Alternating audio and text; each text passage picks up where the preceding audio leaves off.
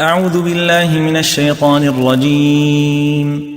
وواعدنا موسى 30 ليلة وأتممناها ب10 فتم ميقات ربه 40 ليلة.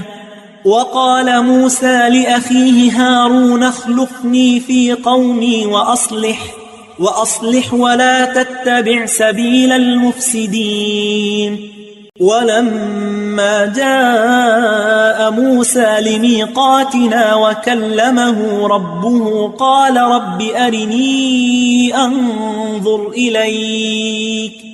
قال لن تراني ولكن انظر إلى الجبل فإن استقر مكانه فسوف تراني.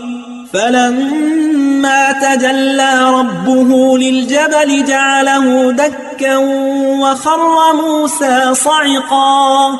فلما أفاق